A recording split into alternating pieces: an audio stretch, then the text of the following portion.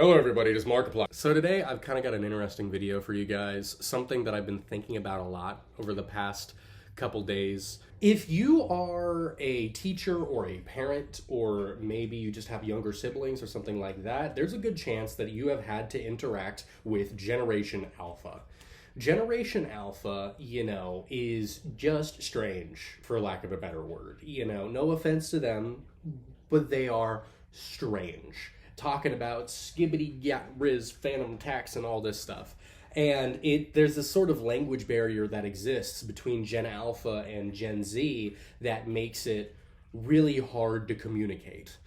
And it's not the typical language barrier that you would find between generations. This isn't like millennial and Gen X or Gen X and boomer. This isn't even Gen Z and Gen X. This is a entirely new beast. And it goes past just cultural differences. It seems like there's actually some actual downfall, some actual downward trends in the education of Generation Alpha. All the available studies seem to indicate that there is a falling literacy rate among Gen Alpha.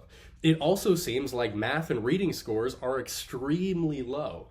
Where is this downward trend coming from? Who's to blame? Why? There's a few different theories. The two that I've seen is one that entirely blames millennials, where it's millennials who are raising Gen Alpha and putting them on iPads. And it has been shown that early iPad usage as a kid tends to lower literacy rates, tends to create language skill problems, so to speak.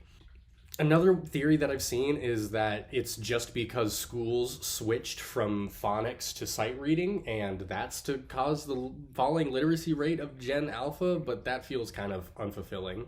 So I'm going to propose my own theory. I'm going to propose a sort of hybrid theory here of a few different things. And I am going to blame Gen Z. I'm gonna blame Gen Z for this one. So yes, broadly it seems like Gen Alpha is plugged in ways unlike any other generation before us. Even Gen Z, and I was pretty terminally online as a kid, but it seems like they are quite literally inseparable from their technological devices. And that is definitely part of it, but then we have to go one step further. What kind of media are they consuming? All right, listen, this is not backed by stats. This is just what I've seen. Let's look at some content creators who are very popular among Gen Alpha. We've got Jinxie, iShowSpeed, Aiden Ross, even Skibbity Toilet and its creator. What do all these have in common? They're Gen Z. It seems like Gen Z has a certain brand of brain-rotting content and media that they're able to produce really effectively. Look at this. No! If God had wanted you to live, he would not have created me! Oh! Need some help here?